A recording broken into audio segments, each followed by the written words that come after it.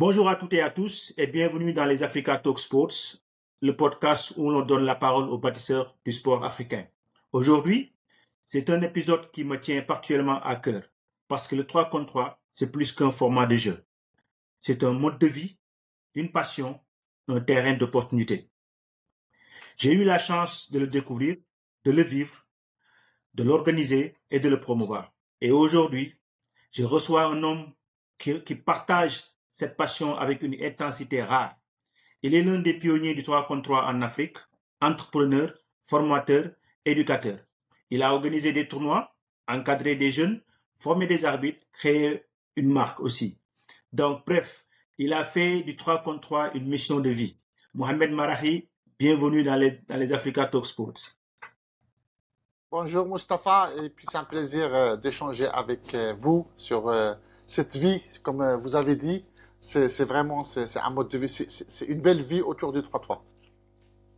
Merci beaucoup. Avant tout, j'aimerais qu'on comprenne d'où vient cette passion. Quel est votre premier souvenir du sport? Est-ce que c'est un terrain, un ballon, un geste ou une personne? Alors, en fait, quand vous m'avez parlé de cette interview, j'essayais un petit peu de plonger et de replonger dans mes souvenirs. Bien sûr, les gens qui me connaissent, et puis je le répète souvent dans les interviews, la première personne qui m'a donné le goût du sport, bien sûr, c'est mon père. Parce que lui, il connaissait très très bien la force du sport, parce qu'il était sportif, il était organisateur, et il connaît surtout les vertus éducatives du sport. Et comme on habitait dans un petit quartier sensible, on va dire, dans une ville au Maroc, à Oujda, exactement, donc il m'a tout de suite inscrit dans un club. Par contre, comme lui, il avait fait le foot, et il avait peur que moi je dévie, que je sois attiré un petit peu par une carrière professionnelle ou quoi que ce soit, donc il m'a mis dans le basket. Donc comme ça, il savait que le basket, on ne gagne pas sa vie avec, et comme ça, je pourrais concilier ma vie. Je pourrais concilier ma scolarité avec. Donc c'était vraiment le déclencheur. Après, en 2012-2013, je commençais un petit peu à taper la balle. Je me débrouillais pas mal au collège. Et puis il y avait la deuxième personne, c'était mon professeur de PS, j'en parlerai. Parce que pour moi, les professeurs de PS, c'est très très important dans le développement de la carrière de quelqu'un, ou vraiment dans le déclic. Et puis avec les jeux scolaires, donc il m'a proposé d'intégrer l'équipe du collège. Et puis là, j'ai goûté, entre parenthèses, au plaisir de la compétition et à tous les bienfaits, à tous les atouts de la compétition, avec le respect, avec l'engagement, avec le travail. Et puis après, ma carrière, elle a déclenché, elle a démarré. On sent l'éducation à travers le sport. Et comme on le dit, le sport, c'est l'un des piliers chez nous, en général, les passionnés. Et dès le départ, on sent bien comment dirais-je, cette contact avec le sport, avec votre papa. Mais quand est-ce que vous avez commencé vraiment votre histoire avec le basket et même à organiser même des petits tournois de gauche à droite? Parce que 30 ans de carrière, c'est pas 2 ans, ce n'est ni 10 ans, quoi. Je reviens souvent dans l'exposé que je présente et dans le cadre de mes formations pour leur dire qu'en fait le 3-3, il existe depuis longtemps et il était toujours en parallèle du basket 5-5. Et moi, je me rappelle quand j'étais jeune, j'avais l'âge de 12-13 ans, donc je me suis inscrit dans un club. C'était un club où il y avait une activité libre, il n'y avait pas d'entraîneur. On allait en dehors de l'école. Lorsqu'on arrivait, tout de suite, on essayait de faire du 3-3, le temps que tout le monde arrive. Donc déjà, dès le plus jeune âge, c'est le premier contact avec la discipline. Donc ça, 12-13 ans, il y avait un club qui s'appelait l'ONE où il y avait beaucoup de sportifs à Oujda qui sont sortis de ce club-là. Il y a une cotisation, il y a une carte, c'est accès libre. En fait, l'ONE, c'est en rapport avec, comme le DF, comme ça. En fait, c'est le club des électriciens, mais il y avait accès aussi pour les extérieurs. Et après, je me rappelle quand quand je me suis inscrit dans le club mythique d'Oujda, le Mouloudia d'Oujda, là où j'avais commencé ma carrière fédérale, on venait toujours, on terminait l'école, je me rappelle le collège, ou plutôt le lycée, à l'âge de 14-15 ans, à 17h. L'entraînement, il était à 18h. Donc nous, on arrivait au terrain à 17h30. Donc on avait une demi-heure à attendre À l'époque, il n'y avait pas le téléphone, il n'y avait pas les réseaux sociaux. Donc, on s'arrangeait avec le gardien. Ça, c'est une belle anecdote. On lui donnait une petite pièce et il nous donnait un ballon. Il nous prêtait un ballon le temps que l'entraîneur arrive. Donc, on était les premiers parce qu'au lieu de rentrer directement à la maison, en fait, on sortait de l'école, on passait au terrain, on faisait notre entraînement et après, on rentrait à faire nos devoirs chez nous. Et donc, lorsqu'on est les premiers 3-3, qu'est-ce qu'on fait? On va se changer vite fait. Et ben, on va faire un petit 3-3 en attendant que l'entraîneur arrive. Et en fait, là, déjà, il y a l'autonomie. Déjà, on s'organise, en fait. Dès le plus jeune âge, on s'organisait. On n'attendait pas. En fait, c'était quelque chose de spontané. En fait, ce côté-là. Alors, le deuxième volet où j'avais un contact avec l'organisation, mon père, il était organisateur, il était dans l'organisation des matchs de football de haut niveau au Maroc. Et donc, quand j'étais jeune, il me demandait si je voulais lui donner un coup de main. Donc, j'allais avec lui au niveau du stade, je m'occupais des billets, je m'occupais de certaines feuilles, de petites tâches. Donc, et puis j'étais toujours tout content parce que je fréquentais à l'époque des grands joueurs. J'allais avec lui dans les vestiaires d'arbitre. En fait, nous, on appelait ça le délégué. Hein, mon père, on l'appelle dans Oujda le délégué. C'était le délégué de terrain, mais qui gérait toute l'organisation d'un match de football. Donc, il y avait en fait ces deux côtés. Il y a le côté du papa et le côté où on arrivait sur le terrain et on essayait un petit peu de jouer, on attendait que l'entraîneur arrive. Et donc, c'était du 3-3 parce que à un moment, je me suis dit, mais en fait, j'ai commencé le 3-3. Depuis quand j'ai vraiment commencé le 3-3? En fait, le 3-3, moi, je l'ai commencé dès le plus jeune âge, dès que j'avais ce contact avec l'activité physique. Wow, ça c'est super. Voilà. Dans votre carrière, vous avez passé par Nancy pour vos études. Et déjà, à l'époque, vous organisez des tournois étudiants de 3 contre 3. Est-ce que vous pouvez nous raconter ce déclic entre le Maroc et la France? En fait, à partir de 15-16 ans, je voulais tout de suite, j'avais une idée de ce que je voulais faire dans le cadre de mon métier. Et donc, tout de suite, je voulais faire de ma passion mon métier. Donc, je voulais faire quelque chose en rapport avec le basketball et avec le sport en général.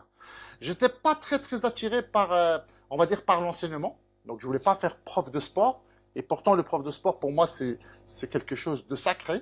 Je respecte beaucoup les profs de sport. Et d'ailleurs, c'est le discours que je leur dis souvent quand je les ai en formation, parce qu'on a fait pas mal de formations pour le professeur de PS. Et donc, mon frère, j'avais la chance d'avoir mon frère ici en France. Et à l'âge de 15-16 ans, il m'a parlé de la faculté des sports de Nancy. Il m'a dit, écoute Mohamed, il y a une faculté des sports. Et il m'a dit, il y a le management, il y a l'organisation, il y a la gestion. Donc tout de suite, j'avais un objectif. Mais pour y être, il fallait rentrer. Il fallait rentrer, donc il fallait avoir un bon niveau de pratique. Donc là, ça m'a permis en même temps, bien sûr, de mettre les bouchées doubles au niveau de mon club. Et je m'appelle à l'âge de 16 ans, j'avais sacrifié mes vacances d'été. Et les 2 mois, je les ai consacrés qu'à la préparation physique. À l'époque, la détente, on était très attiré par le dunk. Et à la natation, parce qu'il y avait une épreuve de natation, comme on n'était pas loin. Et donc, j'ai beaucoup travaillé. Et donc, ce niveau-là m'a permis indirectement d'être sélectionné en équipe nationale des jeunes. Donc, j'avais fait 3 sélections. J'étais chez les cadets, chez les juniors et chez les espoirs. Et donc, ce niveau-là, quand j'ai terminé le bac, j'ai passé encore 1 an parce que j'étais trop jeune. Ça, c'est important. Mon frère, il m'a dit, non, tu vas pas tout de suite après le bac, tu es encore jeune parce que j'étais le plus jeune, le plus gâté de la maison. Il faut que tu mûrisses. Et l'année d'après, donc, je suis venu en France. J'ai passé mon diplôme, donc j'ai eu aucun souci. Et puis, j'ai intégré la faculté des sports de Nancy. Et à partir de la 2e année, on avait des stages. Et comme il y avait toujours ce virus, ou on va dire du basket qui était derrière, et puis et je savais que le basket 3-3 c'était quelque chose de facile à organiser. Mes premiers stages ou ma première expérience étudiante, ben, j'essayais d'appliquer ce que j'avais vécu et de capitaliser ce que j'avais vécu depuis 12 ans, 13 ans. Et puis après, bien sûr, je l'ai structuré avec les attentes universitaires. Mais c'est fou de voir comment une passion étudiante peut devenir un engagement professionnel de toute une vie. Parlez-nous un peu des débuts, de comment vous avez pu comment dirais-je, vous installer en France et aussi commencer vos tournois. Parce que je pense que le 3 contre 3, avant même d'être officialisé par la Fédération internationale de basketball, il y avait de grands tournois qui s'organisaient en France dans les années 90. Mais comment vous avez vécu cette période? Alors, en fait, moi j'ai connu l'explosion ou l'éclosion du basket 3-3 on va dire, avant qu'il soit fédéral, avec la Dream Team en 92. Il faut savoir que la Dream Team, elle a déclenché beaucoup de choses, surtout dans les quartiers. Parce que ce que les gens oublient, et moi j'insiste là-dessus, moi je suis un peu révolutionnaire, parfois je suis en divergence avec les institutions, le basket il existe avant 2010. C'est en 2010 on l'a rendu fédéral. Mais avant le basket 3-3 c'était une activité sociale. Ça veut dire que je dis social dans tous les sens du terme. Social pour des étudiants qui restent le week-end, ils font rien, ils essaient de s'occuper, donc ils vont avoir une activité. Social dans les quartiers parce que les enfants, ils descendent, ils sont pas inscrits dans des clubs, il y a des terrains de proximité. Et en 92, tous les enfants dans les quartiers, ils voulaient être de Michael Jordan. Le Michael À un Jordan, moment, oui. à un moment, il y avait un bailleur social, il y avait une société de bâtiments qui en fait, pour résumer, qui fait de la location et du logement social. Elle a remarqué cet engouement des enfants, des jeunes. Et donc, ils ont dit, pourquoi on ne structure pas cette activité qui est en bas de nos immeubles, lui donner un petit peu, lui mettre un peu d'épices et de la structurer. Et en fait, l'idée, elle est commencée comme ça en 94. Et donc, il y avait le Challenge Batijar, parce que les gens, souvent, ils me connaissent par le Challenge Batijar, qui est le plus ancien et le plus grand tournoi de basket 3-3 en France, voire même en Europe, parce que je ne connais pas beaucoup de tournois qui ont 30 ans. Et puis, il y avait aussi l'explosion des tournois privés, comme le tournoi, le Blacktop, les Adidas, les Seven Up, Red Bull. Donc, il y avait beaucoup de tournois privés qui ont explosé parce qu'ils ont vu qu'il y avait une activité qui plaisait beaucoup aux jeunes. Et donc, Ouais. moi, là, comme c'était le côté social, je jouais, parce que moi, j'habitais à l'époque ce parc social, de logement, pardon, j'habitais là-bas. Et puis, bah, avec les copains pendant les vacances, comme moi, je rentrais pas chez moi au Maroc pendant les vacances, il fallait, le club, en général, il fait une pause. Et ben, j'appelais les copains. Je jouais même avec mes jeunes, je me rappelle. Je jouais même parce qu'à un moment, j'étais entraîneur et j'avais les cadets. Et donc, et ça, c'est aussi sympa parce que le basket 3-3, cette liberté, elle te donne la possibilité de participer à un tournoi qui n'est pas officiel. D'accord. Et j'avais gagné des tournois avec mes cadets. Donc, moi, j'étais l'entraîneur. Je jouais avec l'équipe 1 de la ville. J'avais à l'époque 26 ans ou 27 ans. Et j'avais les jeunes que j'entraînais. Et puis, gagner un tournoi avec ces jeunes, ça fait quand même quelque chose. Voilà, donc c'est en fait mon histoire avec l'organisation du 3-3 en France, elle a commencé en 94. Ok. Mais j'imagine que des trophées ou bien des certificats, vous en avez eu durant votre carrière. Est-ce que vous pouvez nous raconter des anecdotes où vous avez gagné des tournois et comment c'était à l'époque? Alors, en fait, au niveau des tournois, j'avais gagné quelques tournois 3-3, mais surtout, ce qui m'a frappé, c'est surtout, par exemple, l'anecdote là dont je vous ai parlé, où j'étais avec les jeunes, avec ces jeunes, et on avait gagné ce tournoi. On en parle maintenant parce qu'il y avait un jeune dernièrement qui est venu, parce que c'était la 30e édition. Et il m'avait parlé de certaines choses que moi j'avais oubliées. Il m'a dit, tu te rappelles du sac champion qu'on avait gagné? Parce qu'à l'époque on avait gagné des sacs champions. Et lui, c'était le sac qui a duré 2-3 jours, 2-3 années. Et en fait, c'est surtout, je parle en France, hein. Donc c'est surtout ces aventures qu'on a vécues avec les étudiants. Après, à l'époque, le 3-3, c'était pas fédéral. Donc il n'y avait pas de championnat. Il y avait plus des tournois. D'accord. Donc on venait, bah, on gagnait un tournoi. À l'époque, on était content, c'était que des équipements. Et d'ailleurs, et là-dessus, je vais sortir un peu mon côté révolutionnaire. C'est que je trouve que les prize money sur certains tournois, ils ont un peu déformé l'envie de jouer pour jouer. Parce qu'à l'époque, sur le tournoi, il n'y avait pas de ranking. Il n'y avait pas de prize money. Il y avait plein de tournois 3-3 parce que, comme vous avez dit, il y avait un vrai esprit. C'est le partage, c'est le plaisir, c'est l'autonomie, c'est entre potes, on se rencontre, on fait partie de clubs différents. Bah, on va faire le championnat 5-5, mais l'été, on va se retrouver, on va jouer avec les autres copains. Donc il y avait tout ça, il existe toujours. Mais je trouve que dans des pays ou dans des régions, malheureusement, ce côté prize money, ce côté compétition, voilà, ça perd un petit peu dans le charme, on vient pour le fun, quoi. Donc, Ouais. Mais parlons un peu, comment dirais-je, de l'Afrique. Pourquoi ce format vous a-t-il semblé aussi promoteur pour le continent africain? Quel a été le déclic ou bien même l'instant révélateur pour que vous disiez que il faut que je m'engage, il faut que j'aille en Afrique, il faut que je supporte. Voilà, donc et on voit de par les réseaux sociaux, de par les posts, les témoignages et le travail colossal que vous faites dans le continent. En fait, il y avait deux paramètres. Alors, en fait, en 2010, lorsque le 3-3 il est devenu fédéral, lorsqu'il est devenu institutionnel, tout le monde connaît le challenge Batigère. Je peux te dire qu'en France, il n'y a pas une seule personne dans le 3-3 qui ne connaît pas le challenge Batigère. Donc, à l'époque, la fédération française, ils m'ont contacté. Et ils m'ont dit, voilà, Mohamed, ça serait bien que tu nous accompagnes. Surtout, on sait très bien qu'en France, il y a beaucoup de quartiers. On sait que la richesse du sport français, 70% des médailles, elles viennent des quartiers. Donc, ils savaient très très bien qu'il y avait une niche à exploiter. Et ils voulaient que je les accompagne. Donc, ça, c'était la première chose. Et tout de suite après, il y avait une personne qui faisait partie de la fédération qui était à la FIBA. Et là, il m'a contacté aussi. Il m'a dit, écoute, Mohamed, on était dans une réunion. Il a vu Mohamed. Et il est venu me voir, il m'a dit, tu es de quelle origine? Je lui ai dit, écoute, je suis d'origine marocaine et j'ai vécu pendant 20 ans au Maroc. Moi, je ne suis pas né ici en France. Il m'a dit, il faut vraiment que tu nous aides c'était en 2012 ou en 2013. Il faut que tu nous aides pour le développement du basket en Afrique parce qu'à l'époque, le basket, le 3-3, il n'était pas olympique. Et il fallait vraiment le développer en Afrique parce que le maillot faible, le maillot faible, c'était l'Afrique. Parce que le 3-3, il a pris tout de suite forme en Asie, en Europe, aux États-Unis, en Océanie. Mais en Afrique, il y avait un peu de retard. On sait très bien pour qu'un sport pour qu'il soit olympique, il faut qu'il soit universel. Et là, ils m'ont demandé de les accompagner. Sauf que moi, je suis quelqu'un de libre.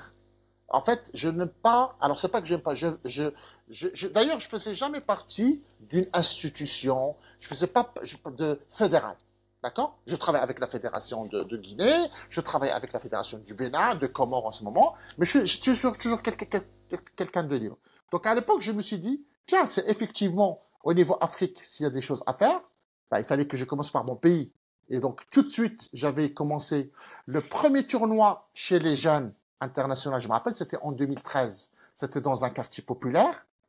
Et c'était un tournoi comme moi je le vois, fait pour les jeunes et organisé par les jeunes. Donc, au niveau des officiels, c'était des jeunes de U17, c'était des 17 ans. Au niveau des arbitres, au niveau de la table de marque, c'était des 15 ans. Au niveau de la sono, on a repéré des jeunes dans le quartier qui avaient ce goût de la musique parce que le cahier de charge, excuse-moi d'expression, ça me fait rigoler, le cahier de charge FIBA. Non, pour le 3-3, il ne faut pas... Parce qu'on complexe les choses. Le 3-3, c'est le fun. Je viens avec un ballon, une enceinte, un petit micro, maintenant avec des petits moyens, et on peut vraiment mettre en place l'esprit du 3-3. Donc, et c'est comme ça que ça a démarré. Après, bien sûr, on a fait beaucoup de formations, j'ai fait beaucoup de tournois, et en 2017, le ballon officiel, le 3-3, il devient olympique. Et là, je descends en vacances, et je prends dans ma valise, je m'appelle le ballon Wilson 3-3, et j'avais lancé un concept qui s'appelle Morocco. Non, venez tester le ballon officiel du 3-3. Parce que je me rappelle, mai 2017, ils ont annoncé que c'était olympique. Et donc, j'allais voir mes copains marocains, avec qui j'étais soit en équipe nationale ou avec qui j'ai joué à une époque, et je leur dis, je vais passer. Vous connaissez le ballon officiel? Non. Vous connaissez la règle? Non. Eh bien, on va venir jouer. Comme à l'époque, quand j'avais 12-13 ans, où on allait pendant les vacances et on se retrouvait entre les copains et on empruntait le ballon chez le gardien, on lui donnait une pièce pour qu'il nous le prête le temps que l'entraîneur aille. Et on faisait avec le même plaisir, avec la même joie, avec le même engagement, on chambre l'adversaire, sauf que là, on avait le ballon officiel. Mais vous avez travaillé dans des contextes très variés, en passant, comme vous l'avez dit, du Maroc à la Guinée, en passant par le Bénin et Madagascar. Qu'est-ce que vous retenez de ces différentes expériences?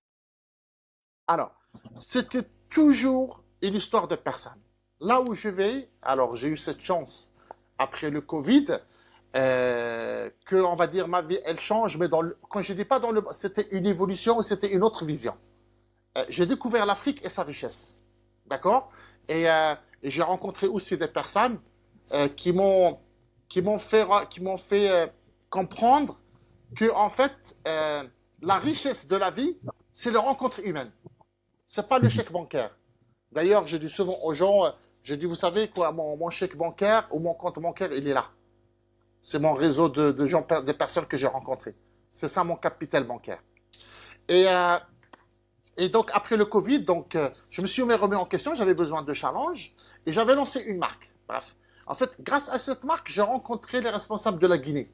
Omar connaît, Omar, euh, Omar, le secrétaire général, Omar Simpel, qui est le secrétaire général à l'époque de la Fédération de Guinée, avec qui j'avais une amitié depuis 12 ans. Et je l'ai appelé, j'ai dit, écoute, voilà, j'ai la possibilité d'accompagner une fédération africaine. Et tout de suite après, je rencontre le président. Au bout d'un quart d'heure, je discute avec lui. Je me rappelle, c'était en Égypte. Et il m'a dit, Mohamed, il faut que tu viennes en Guinée. Il faut que tu nous fasses quelque chose en Guinée. Il y avait la passion, il y avait le partage, il y avait la vision. C'était un homme d'État, M. Sakoba, tout le monde le connaît, tout le travail qu'il a fait pour la Guinée. Et quand je suis descendu, donc on avait lancé le premier forum international du basket 3-3. On avait mis du social, on avait mis de l'art, on a mis de la solidarité, on a mis de la formation et on termine par aussi montrer le basket 3-3 fédéral. Parce que pour moi, le basket 3-3 fédéral, c'est, comme on dit, c'est la partie visible de l'iceberg. Mais derrière, il y avait plein de choses. Et donc, c'est comme ça que ça a commencé ma rencontre avec l'Afrique. Et là, j'ai découvert la richesse de l'Afrique de l'Ouest, où je suis tombé amoureux de cette culture, de ce partage, comment dirais-je, de ces sourires, de le côté artistique, de la danse, d'accord? Donc, en plus, à l'époque, donc j'avais rencontré une grande artiste peintre. On est descendu ensemble et on avait travaillé sur un projet en rapport avec avec l'art, le sport et la culture. Et puis, bah là, ça y est. Donc, après, avec la Guinée, bien sûr, j'ai continué avec eux sur le développement du 3-3. J'étais pendant 2 années manager, hein, parce que ce poste, il n'existe pas, mais c'était plus dans l'ingénierie et non pas dans le côté fédéral. Comment développer le basket 3-3 dans les villages?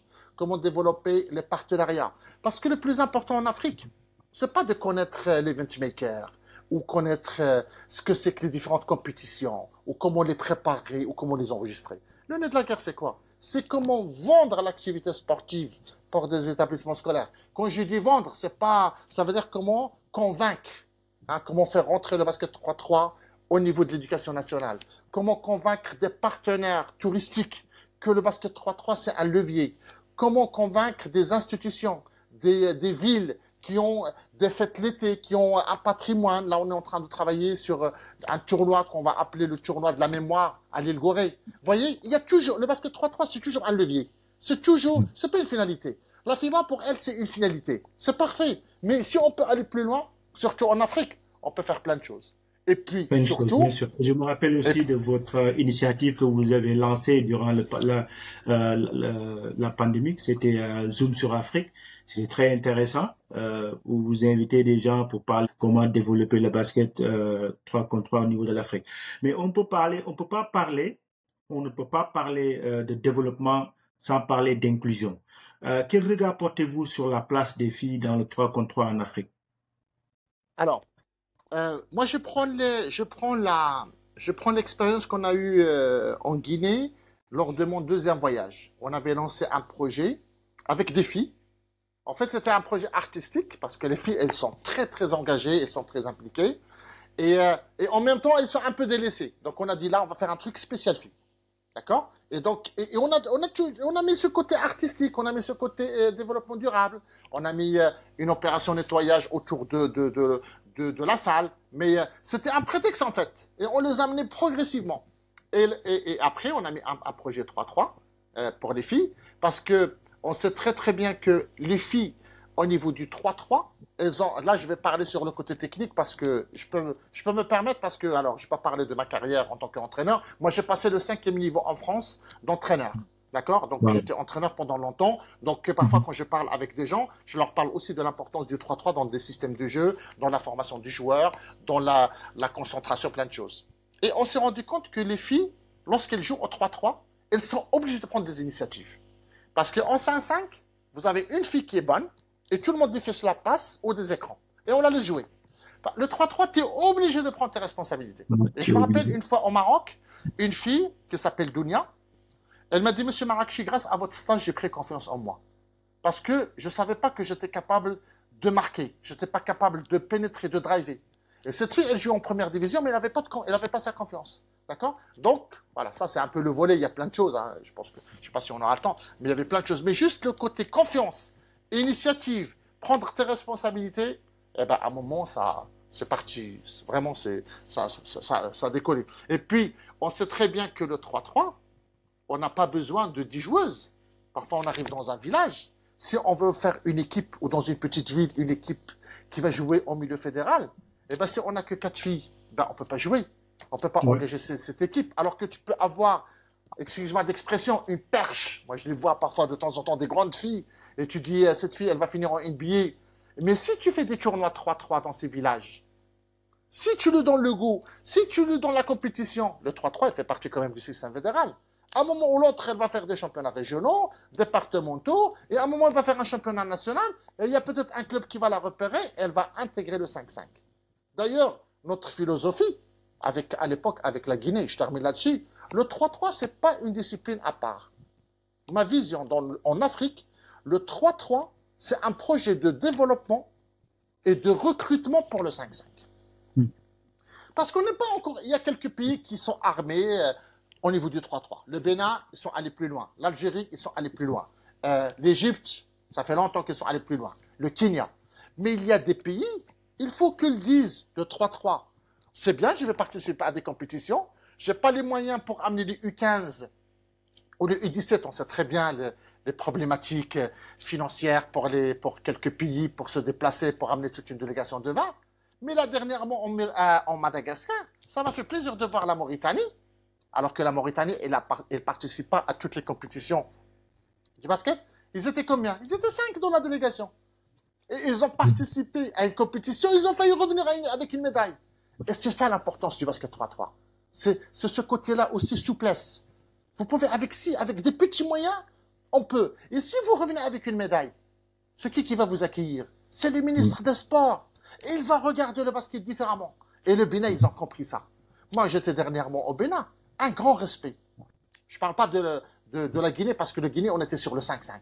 Mais le Bénin, maintenant, il existe sur l'échelle mondiale, grâce au 3-3. Parce qu'ils n'ont peut-être pas les infrastructures pour percer au niveau du 5-5, mais ils ont compris ce que j'appelle le code PIN du 3-3. Et une fois que tu as le code PIN du 3-3, eh ben là, tu peux avoir le dernier iPhone. Voilà, ça c'est juste l'anecdote. J'aime ce slogan de code PIN parce qu'il parle bien. Je sens qu'on a les ingrédients, mais il manque encore le bon assemblage en Afrique. Selon vous, je pense que vous en avez un peu parlé, mais selon vous, quels sont les blocages principaux qu'on rencontre dans les autres pays? Parce que là, en vous écoutant parler, on ne parle que de 5 ou 6 pays en Afrique. Or, l'Afrique, il y a des pays qui sont connus par le 5-5, par le basket. Donc, c'est des pays de basket. Est-ce que eux, ils n'ont pas encore retrouvé le code PIN ou quoi? Après, au niveau du 3-3, c'est aussi question de personnes. Dans tous les pays qui sont montés en flèche, bien sûr, il y a la volonté de la fédération, mais il faut convaincre la fédération, parce que c'est quelque chose de nouveau. Il y a des fédérations parfois qui ont peur du 3-3. Il y a des fédérations qui restent sur leurs aises, parce que ça se passe bien sur le 5-5.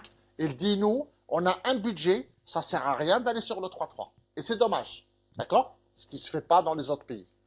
Mais je pense qu'en Afrique, on a vraiment un potentiel. Je peux te le citer. Hein. Il y a Himli au Kenya. Il y a Ziyad en Algérie. Il y avait à l'époque Rihab en Égypte. Il y a Arkadi au Bénin. Il y a Karim Osman aux Comores. Les Comores, ils participent maintenant à toutes les compétitions. Il y a Bachir, il y a un gars qui s'appelle Bachir avec son entraîneur en Mauritanie. Et il y a d'autres, je ne vais pas les citer. Et ces personnes-là, c'est des gens qui ont une forte personnalité.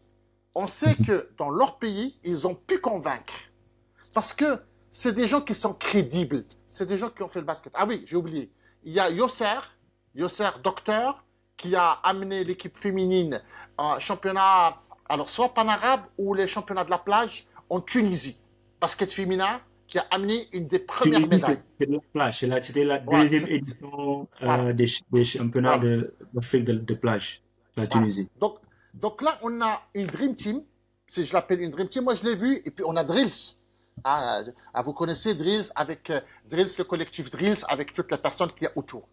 Donc on a, parce que moi ces personnes-là, je les ai rencontrées au Madagascar, je les ai rencontrées l'année dernière, ça fait 2 années en Algérie. Ces personnes-là, pour le moment, ils n'ont pas encore assez de responsabilité sur le basket africain. Si ces personnes-là, on les met vraiment, parce que ces personnes-là, ils sont même respectés au niveau de FIBA 3-3 Monde. Et dans ce cas-là, ces gens-là, en plus, ils s'entendent super bien, c'est une vraie famille. On échange beaucoup, lorsqu'il y a un webinaire, tout le monde est là, on s'appelle, parfois il y a des gens qui nous appellent de pays, on leur dit, tu vas voir tel. Moi, je sais qu'à l'époque, il y avait des Tunisiens ou des Algériens, je leur dis, vous allez voir Ziad. Et on est dans le partage, c'est des gens qui sont dans le partage. Et ces gens-là, je pense qu'ils doivent, parce qu'en plus, ils sont dans le milieu fédéral et ils font partie de fédérations. D'accord? Marrakech ne fait pas partie d'une fédération. Donc moi, je suis plus dans l'accompagnement, dans l'expertise, dans la formation. Là, je suis en train d'écrire un livre, 30 ans de basket 3-3, que j'essaie de partager avec tout ce qu'on fait. Mais ces gens-là, il faut leur donner leur place. Il nous faut en Afrique des personnes, bien sûr, crédibles. Quand je dis crédibles, forte personnalité et avec de la conviction. Parce que le nez de la guerre, c'est pas avec nos pays, c'est avec la FIBA 3-3.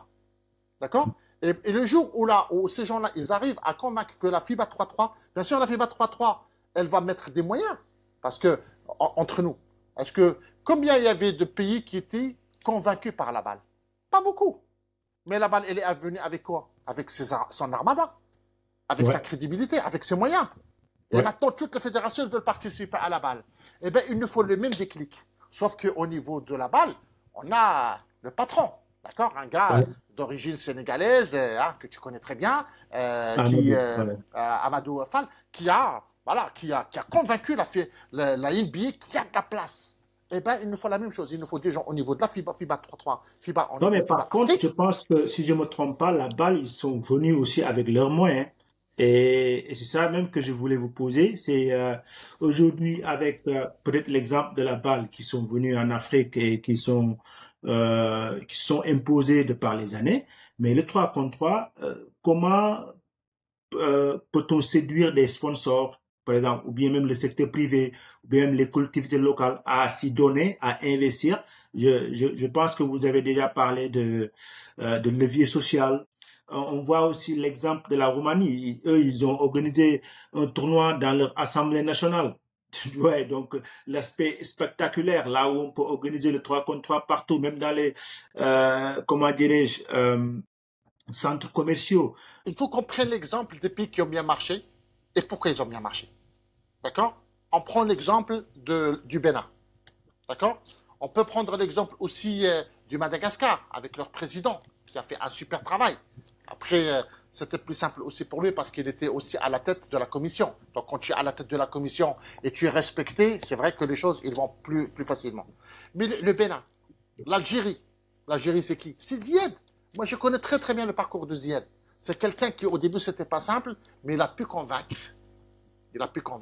Et il était aidé par la FIBA qui lui a donné la Nations League parce que c'est quelqu'un qui a une forte personnalité, qui est crédible et qui est compétent.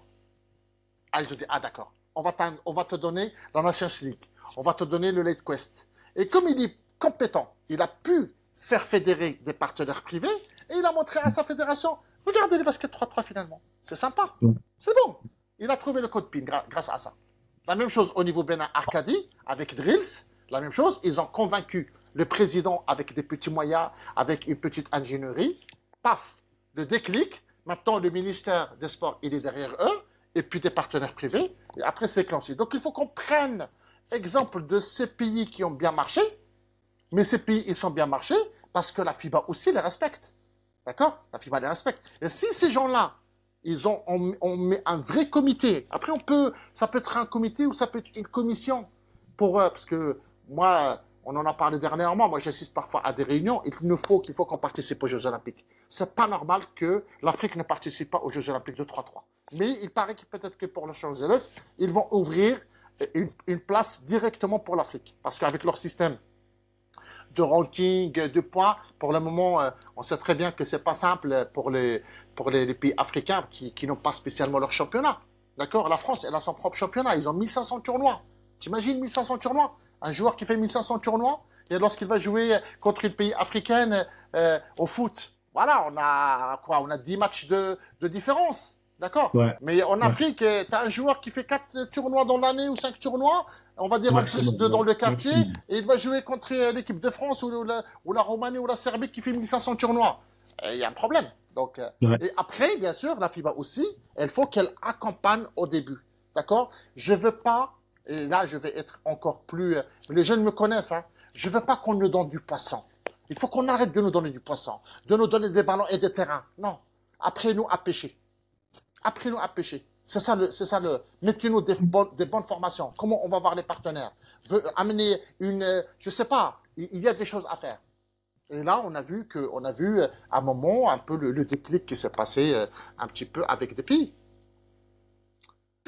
Si on veut faire avancer les choses en Afrique, il faut qu'on les appelle par leur nom. Faut pas juste aller voilà quoi, parler juste pour faire la politique. Et je pense que c'est ce genre de discours-là, nous, on a besoin et que la jeunesse africaine aussi l'entende parce que parler de Zied, parler d'autres gens qui représentent ce mouvement, bien cette communauté 3 contre 3, et c'est super, mais eux aussi le travail qu'ils sont en train de débattre dans leur propre pays, s'il n'est pas valorisé. Donc, il faut qu'il y ait des changements. Il faut que peut-être les institutions internationales aussi voient une façon voilà, de s'intégrer dans ce développement et qui est un peu particulier en Afrique. Donc, voilà quoi. Maintenant, parlons un peu de votre marque sportive, Somayo. Il paraît que vous avez un ballon. Moi, je suis curieux de voir ce ballon. Euh, Comment comment est née l'idée? Lors de mes formations en Afrique, alors j'en ai fait une paire quand même. J'en ai pas parlé, j'en ai fait une avec Omer. J'ai oublié Omer. Omer aussi qui fait un super travail en Côte d'Ivoire. Et dernièrement, il a fait un super parcours au Bénin. Je me suis rendu compte que le nez de la guerre, c'est le ballon. Parce que même en France, hein, vous savez, ce matin, on était dans un collège où on a offert 10 ballons de basket 3-3 avec le challenge Batigère. Parce qu'on s'est rendu compte que les ballons qu'il y a qui circulent, c'est du ballon 5-5. Et on sait très très bien que le ballon 3-3, il a des spécificités. Bien sûr, je peux faire de la pub, c'est pas un souci ça. Il y a Molten, il y a Wilson, avant il y avait Nike, il y avait Spalding à un moment. Il y a même Decathlon qui ont sorti leur ballon. Mais ces ballons-là, c'est la petite dotation que l'on a de la FIBA. Faut pas se leurrer. Et parfois, moi, tous les ans, il y a quand je vais dans un pays, je dis, vous voulez un petit cadeau, un petit maillot, non, amène-nous un ballon 3-3. Pour vous dire. Ouais, ouais. Avant, sur mes événements en France, il me restait toujours des ballons Wilson ou des ballons Spalding. Les ballons que j'utilise sur mes événements, je les descends ou j'appelle les copains, Karim, Edris. Je leur dis, s'il vous reste des ballons, on pourrait dire. Et donc, quand j'ai lancé ma marque, je l'ai lancée, bien sûr, pour accompagner le basket 3-3, parce que je voulais qu'il y ait des couleurs. Et alors, ma marque, elle fait que B2B. Elle accompagne. Nos slogans, nous, c'est accompagner. C'est pas vendre quelque chose, mais vous accompagner. Dieu merci, pour le moment, on devient une référence. Beaucoup de pays nous demandent de les accompagner, mais on n'est pas encore armé, parce que pour le moment, je suis en train de structurer le côté les ressources humaines. Et à un moment, j'ai dit, il faut que je sorte mon premier ballon 3-3 africain. Avec les mêmes normes, avec la même texture. Et donc, on avait sorti ce ballon, d'accord? Donc, au début, on a fait à peu près 200 ballons qu'on offre, on les vend pas. Donc, ça accompagne un petit peu nos projets formation. Ça veut dire que lorsqu'on va sur un projet, on fait la formation, on leur dit voilà comment ça se passe, voilà la feuille de match, voilà les règles, voilà l'intérêt éducatif, social. Vous avez vu comment ça se passe? Il vous faut quoi? Les dossards. Il vous faut 8 dossards pour faire un cycle de basket. Oui. Il faut 2 sifflets. Oui, il vous fait une feuille de match. Même pas une feuille. Et on met 2 grilles. La grille des points et la grille des fautes. On n'a pas besoin de la feuille officielle. On n'a pas besoin de l'arbitre. Un jeune, il est capable. Moi, dans mes organisations, ça c'est l'anecdote.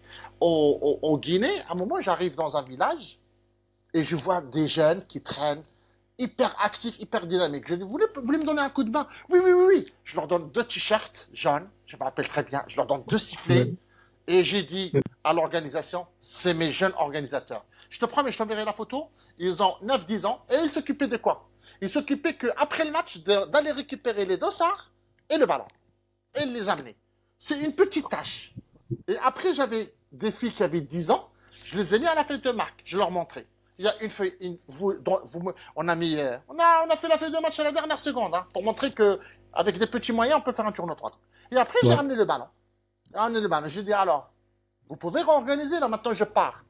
Il faut que je revienne, l'histoire du poisson et apprendre à pêcher.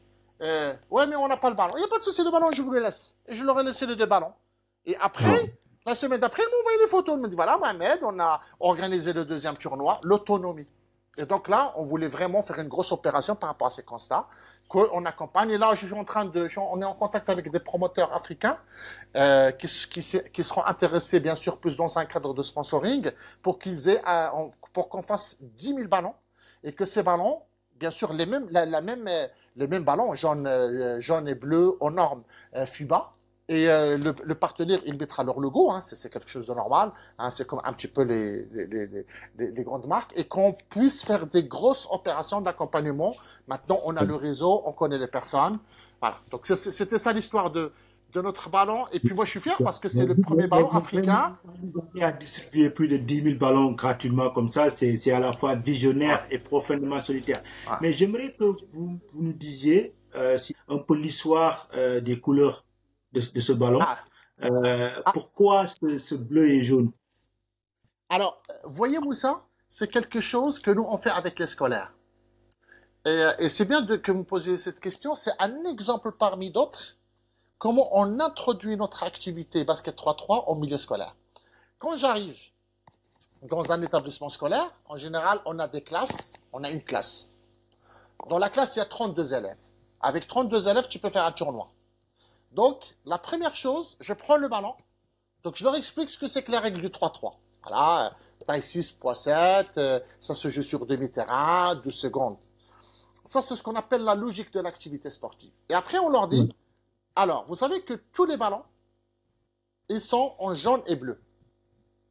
Et ça a une signification. Et en général, je promets, une fois, il y avait un jeune de 10 ans qui a trouvé la réponse. C'est en rapport avec le ciel et le soleil. Et je donne le premier cadeau. Vous savez que dans le 3-3, dans tous les tournois, il y a l'interactivité, il y a les défis, il y a le concours d'aligne médiane, il y a le concours de danse, il y a plein de choses. Donc j'ai un petit stylo, un petit porte-clés, voyez, hein? D'ailleurs, c'est fou, parce que je les ai là, hein, vous voyez, c'est des petits trucs tout bêtes. Voilà, et je le donne aux jeunes. Je le donne aux jeunes. Et là, je l'ai donné, c'est le premier médaillé de la journée. Mais pas par rapport à la performance sportive, par rapport à sa culture générale. Ouais. Et donc, j'ai dit aux profs, et après, je leur pose des questions. Et les profs, ils se sont rendus compte que maintenant, avec Internet, que pour les prochains cycles, lorsqu'ils vont faire le badminton, eh ben, l'élève, il va s'intéresser à l'histoire du badminton. Comment il est venu, le badminton? Eh ben, c'était un groupe de gens qui faisaient la fête, d'accord? Qui étaient bien du champagne, et ils ont pris le bouchon du champagne. D'accord? Et à un moment, il y a quelqu'un qui a mis une petite plume et lui a lancé ce dessus. Et c'est comme ça qu'est venue l'activité. C'est comme ça que c'est né. Okay. Et ça fait partie de l'éducation. Avant de pratiquer une discipline, s'intéresser à son histoire. C'est ce qu'on appelle la transversalité. Ouais, moi je m'intéresse un peu du poids du ballon parce que c'est pas n'importe quel poids, hein. C'est pas comme le ballon normal de 5-5 ou bien de n'importe quel ballon de basket. Est-ce que vous pouvez nous dire l'histoire de ce poids du ballon? En fait, tout au début, les premiers championnats du monde en 2012, il y avait épreuve garçon, épreuve fille, et il y avait aussi épreuve mixte. Les gens ne le savent pas. D'ailleurs, la France, elle était championne du monde mixte. Au début, il y avait une épreuve mixte.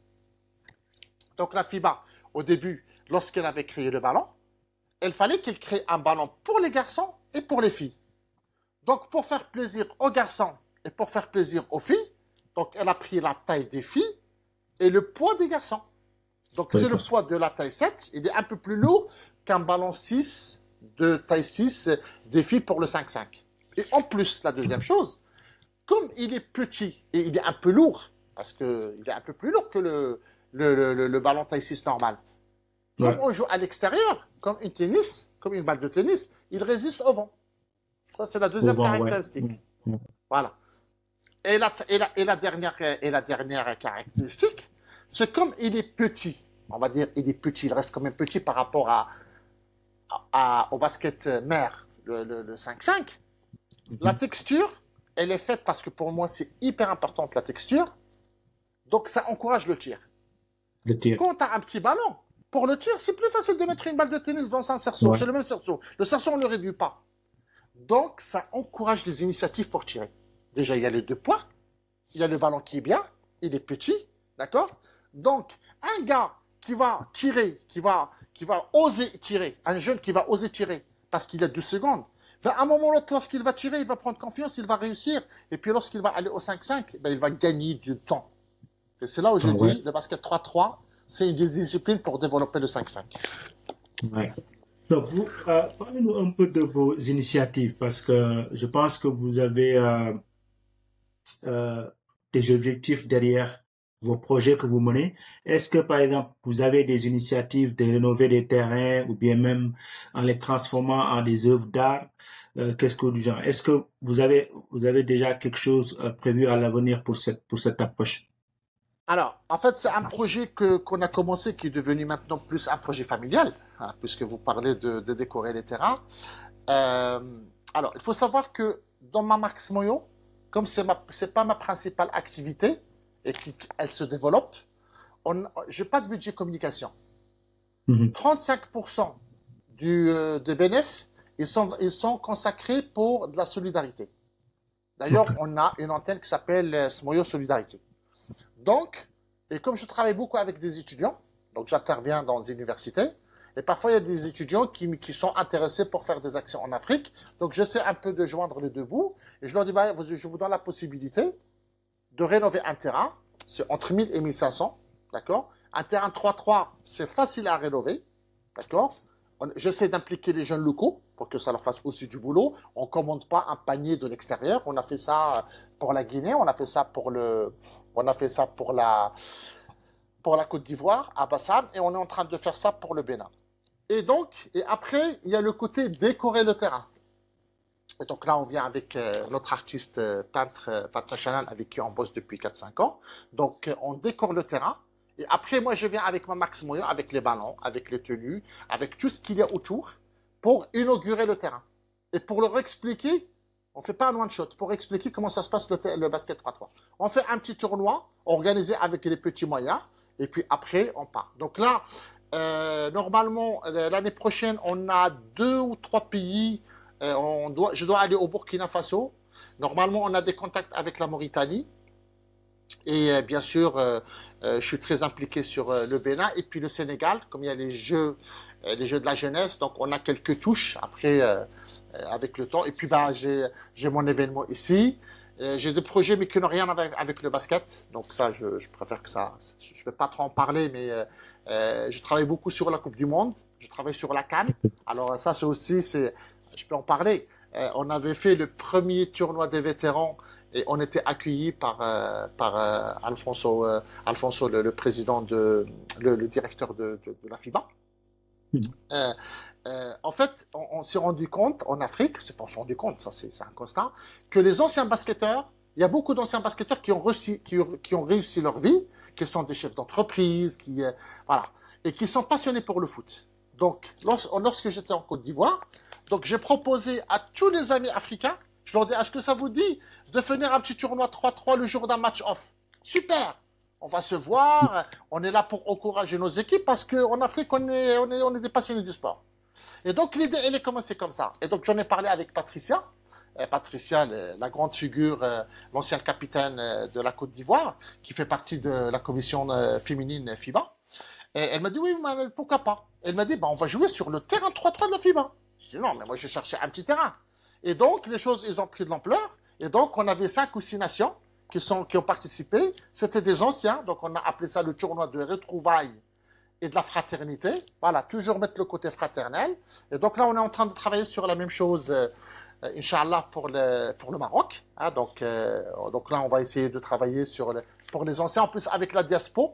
Là, l'avantage, c'est qu'on a beaucoup de diaspora en France, ou même en fait en Belgique, en Europe, qui peut descendre facilement parce que c'est pas loin. La Côte d'Ivoire, c'était un peu loin, donc c'était loin, c'était un peu cher. Donc là, on est en train de travailler dessus. Et puis après, j'ai des projets, mais plus personnels au niveau universitaire, autour de la Coupe du Monde. Donc, ça, c'est super. Ouais, Et ouais.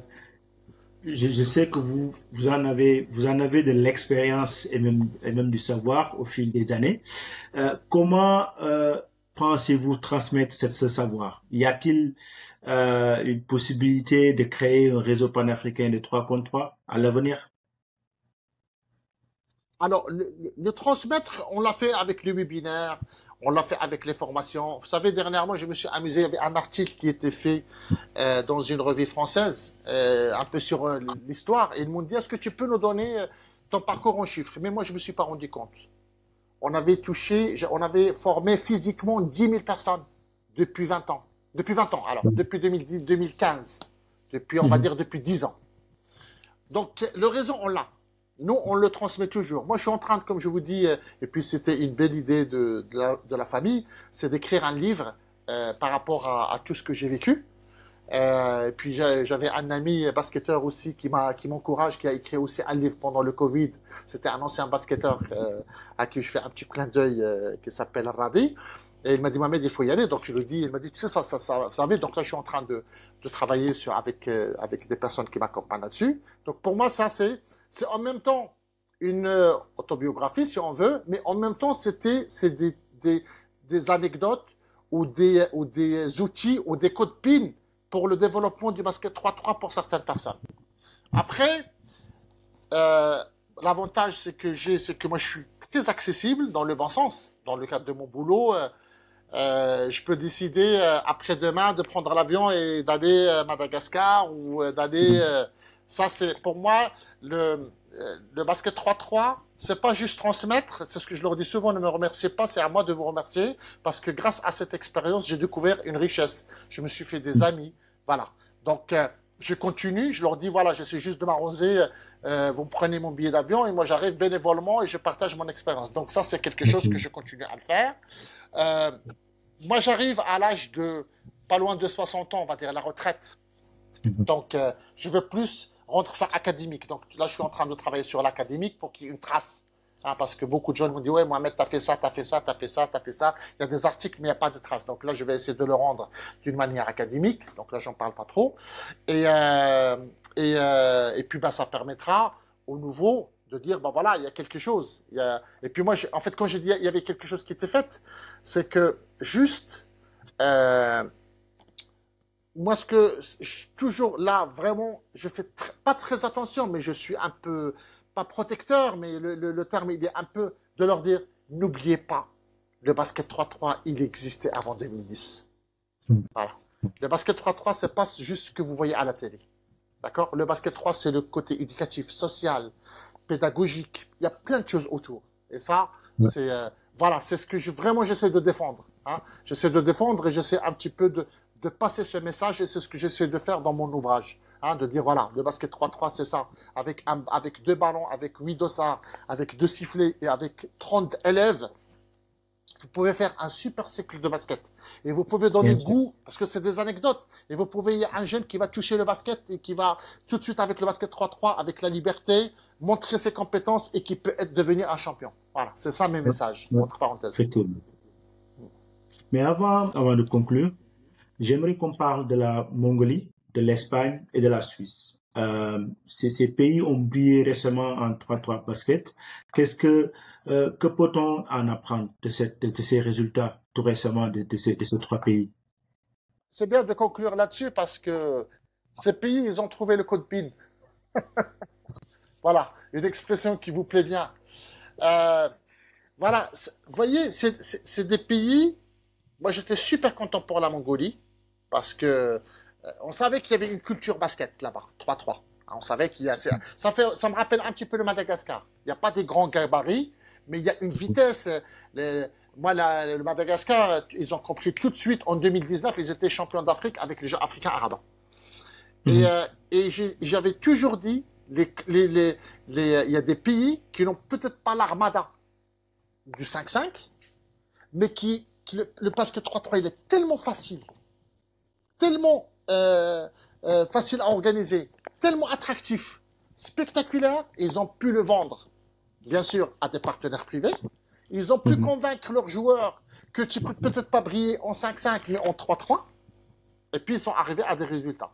Alors, si vous avez remarqué, on a quand même 4 pays, hein, je vais dire 4 ou 3 pays, qui sont sortis, qui n'ont rien à voir avec le 5-5. En fait, qui n'ont rien à voir. Ce n'est pas les cadors du 5-5. Le Brésil, pour moi, l'Espagne, c'est une culture dans tous les sports. Pour moi, en Afrique, en Europe, l'Espagne, c'est hors classe. Voilà. Ça, on peut pas. L'Espagne, ils sont présents partout. Par contre, vous avez la Suisse, finaliste chez les garçons. Ouais. Vous avez la Mongolie. Vous avez les Pays-Bas qui confirment la médaille d'or des garçons aux Jeux Olympiques, parce que les garçons, ils ont eu la médaille d'or aux Jeux Olympiques contre la France à la dernière seconde, et qui gagnent le côté féminin. Pour moi, ça, c'est vraiment quelque chose. Et la Mongolie, bien sûr, la Mongolie, ils étaient transcendés par le public. Moi, je ne sais pas s'il y a. Et ça, c'est l'avantage du 5-5, du 3-3. Vous savez, le 3-3, et je vais revenir là-dessus. Dans un tournoi, moi, j'ai assisté à 2 Coupes d'Afrique, 2 championnats d'Afrique, un à Nantes et un à Paris. D'accord, en Europe. Et comme c'est une discipline que tu sors de l'enceinte traditionnelle, c'est pas dans un gymnase. À l'époque, ils l'ont mis au Trocadéro. Je me rappelle à Paris. Donc les touristes qui passaient, c'était gratuit, ils passaient 5 minutes, ils regardaient un match. C'est pas comme il faut rentrer dans un match et rester longtemps. Vous voyez? Donc tu avais toujours du monde. Et tu as le grand public. Donc, c'est super attractif. Donc, tu peux facilement. Et le jeune qui va. Ouais, c'est sympa. Il y a de la musique, il y a de la danse. En plus, je peux partir quand je veux. C'est cool. Il n'y a pas le truc VIP. Tu as la mixité. Tu traverses les joueurs ils descendent. Tu les traverses. Tu peux leur faire un petit coucou. Tu vois, c'est cette mixité-là. Et la Mongolie, c'est ce qui s'est passé. On voyait bien que le public, il est venu. Il a pu fédérer au projet. Comme en Algérie. En Algérie, j'ai assisté à certaines choses, et ça, pour moi, c'est une anecdote. Il faut que j'en parle, Mustapha. Ouais. J'ai accompagné l'équipe d'organisation pour une Champions League, et on faisait des concours. Et tous les soirs, on a dit comment associer l'ensemble des participants. On voulait que ce soit un truc intergénérationnel.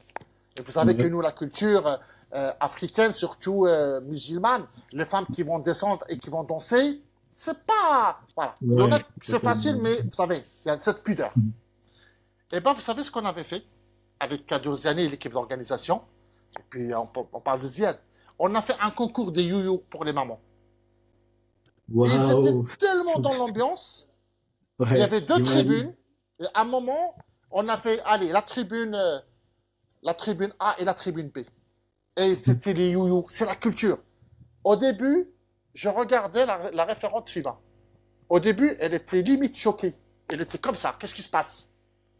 Et après, lorsqu'elle a vu l'engouement, qu'on a joué sur le côté culturel, elle a pris son téléphone, elle n'a pas arrêté de filmer. Wow. Et ça, c'est que le 3-3 qui peut nous donner ça. Oh, j'ai associé... il y a quelques mois de cela, j'ai reçu une vidéo de Tierno Mandias, qui est basé en France lui aussi. Il m'avait montré un tournoi de basket 3 contre 3. Je pense que c'était dans la banlieue parisienne. Mais les gens, ils jouaient au basket 3 contre 3, mais il y avait des dames qui étaient là assis en train de faire des tresses. Les messieurs étaient là en train de se coiffer. Et quand je l'ai vu, j'ai dit, bon, l'âme du 3 contre 3, c'est ça, au fait. C'est un mélange entre sport et culture. Donc, j'aimerais qu'on insiste un peu sur l'Espagne. Qu'est-ce qui rend leur approche efficace? Alors, moi, alors, dernièrement, là, depuis 2020, j'ai voyagé beaucoup en Espagne.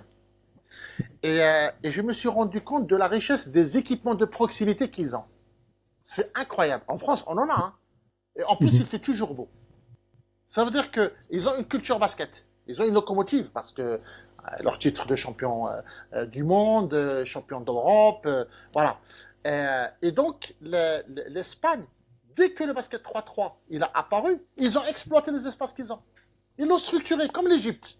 L'Égypte, c'est ce qu'ils ont fait. L'Égypte, ils avaient une richesse dans les quartiers et ils ont joué sur le côté social.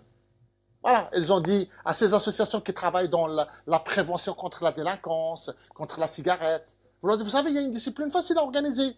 Les jeunes, ils peuvent peut-être pas faire du 5-5, mais vous avez... Le basket 3-3, c'est quoi? C'est un palmier, un pneu. Je suis un peu caricatural là-dessus. C'est un palmier et un pneu. Il y a un ballon. Le ballon, on peut le trouver facilement et on peut jouer au 3-3.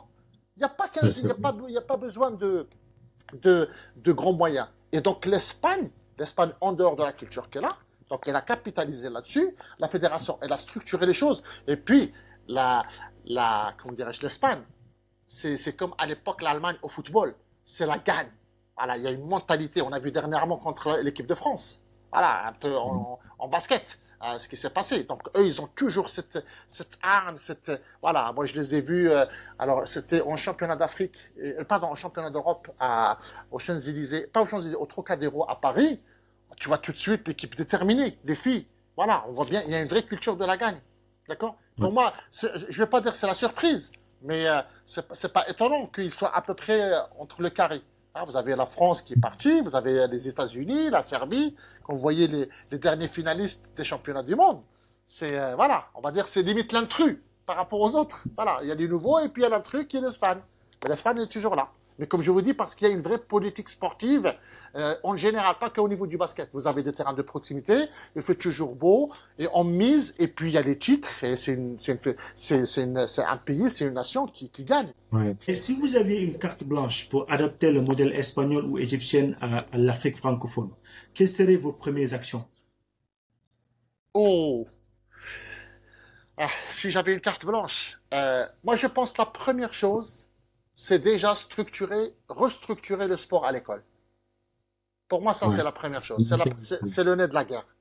Je trouve que, moi, je fais des interventions en milieu scolaire et je trouve qu'on a délaissé un petit peu le milieu scolaire. Il y a malheureusement le privé qui a pris l'ascendant.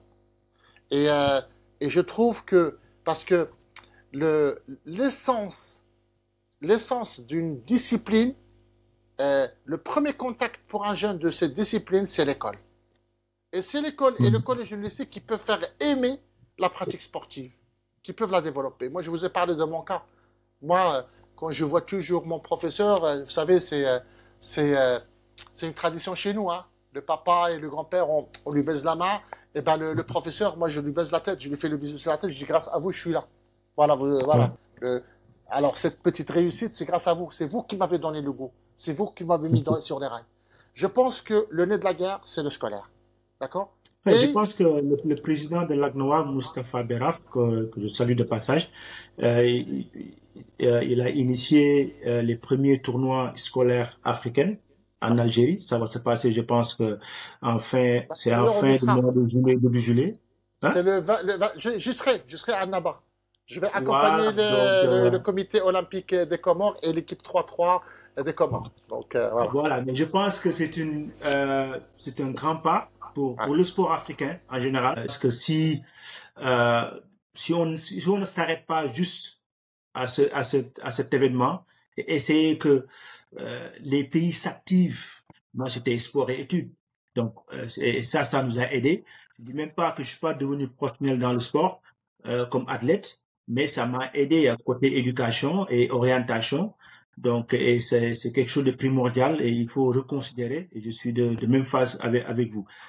Moustapha, juste puisque vous avez parlé de cette initiative, juste sur le prolongement, je ne sais pas si vous avez suivi les championnats scolaires au Bénin dernièrement. Malheureusement, j'ai pas eu. Le Bénin, pour moi, qui devient un exemple, et c'était médiatisé comme si c'était des championnats du monde ou des championnats africains. Et j'ai adoré, ils ont amené Yacouba, il y avait Yacouba et Merini, leur joueur de NBA là, qui était en finale pour le basket. Et il y avait le ministre qui est venu pendant 2 jours et qui a mangé avec les élèves, avec les étudiants, avec les élèves, avec les professeurs. Et là, j'ai dit le Bénin, ils ont compris, ils sont revenus à l'essence, qui est le sport scolaire. Ils ont valorisé les jeux scolaires avec une vraie fête. C'est comme les jeux de la jeunesse, mais avec des vraies cérémonies, vraiment avec une vraie communication. C'est pas juste, non, il faut qu'on termine, c'est par des formalités. Il y avait de la conviction derrière, et voilà. Et ça, c'est juste pour que ça rejoigne un petit peu, un peu ce que vous avez dit par rapport à l'initiative africaine. Il faut que d'autres pays prennent cette même méthode pour les championnats scolaires et commencent à les installer encore une fois de plus. Et je pense qu'à votre époque, dans les écoles, on pratiquait le sport et le sport faisait partie même de l'éducation. Mais j'espère qu'avec l'initiative de l'ACNOA, ça va un peu réveiller les idées, les initiatives et pour qu'on puisse former les jeunes à bas âge et pourquoi pas avoir des futurs champions. Donc, on demande chaque fois maintenant à nos invités s'ils ont une question pour notre prochaine invité ou bien un prochain invité qui va venir dans notre plateau. Si vous avez une question à poser, quelle serait cette question? Ouais, je vais poser la même question que vous m'avez posée. Si on lui donne la baguette magique et on lui donne carte blanche sur l'Afrique, qu'est-ce qu'il peut faire? Voilà, c'est la question que je lui pose. Voilà. Ok, d'accord. Maintenant, votre mot de la fin, parce que là, je pense qu'on arrive à la fin de notre émission. Alors, déjà, je vous remercie, Mustapha, pour ces initiatives parce que vous savez, vous l'avez souligné, moi, à l'époque, lorsqu'il y avait le Covid, donc on a fait plein de webinaires pour qu'on échange et pour qu'on s'inspire et qu'on partage surtout nos expériences. Et je pense qu'en Afrique, on a besoin de ça. Alors, la deuxième, c'est que je pense que pour le 3-3, il y a maintenant une diaspora qui est très, très impliquée, qui est très attachée au développement du sport africain en général et encore plus en particulier au niveau du 3-3. Et si on arrive à trouver cette mayonnaise entre la diaspora et la richesse locale, je pense qu'on peut vraiment franchir un cap. Parce que on a des grandes personnalités et moi je vois un peu ce qui se fait en France. Je peux vous dire qu'il y a, allez, peut-être 70% des décideurs ou des personnes impliquées dans le 3-3 qui sont d'origine africaine, d'accord, et qui peuvent amener beaucoup à l'Afrique. Ouais. Déjà, dans un premier temps, Mustapha, je tiens à vous remercier pour cette initiative. Vous savez comment je suis très attaché à ces moments d'échange qu'on avait partagés pendant le Covid. Un petit peu, je prends l'exemple de la fédération de basket ou les tournois qui se font en France, parce que les tournois de France, la plupart maintenant sont gérés par la fédération. Il y a à peu près 60% ou 70% qui sont issus de la diaspora. Et c'est des gens qui sont compétents et qui peuvent amener beaucoup au niveau d'Afrique. Et je pense qu'on travaille ensemble et en mettant les bonnes personnes en bonne place, on peut vraiment passer un cap par rapport au 3-3 en Afrique dont on a besoin. Ouais. Merci infiniment, Mohamed. Merci à vous, Mustapha. Merci. C'est un grand plaisir. Des clés de lecture, hein. Vous avez vraiment partagé des clés de lecture précieuses, des idées fortes et surtout une passion authentique. Vous avez cette capacité à faire du sport un vecteur d'éducation, de transformation et de construction collective. Donc, et vous qui nous écoutez, n'oubliez pas de vous abonner, de partager cet épisode et surtout, lancez vos projets. Africa Talk Sport, ce n'est pas qu'un podcast, c'est une voix, un réseau, un mouvement et à très bientôt pour une nouvelle épisode.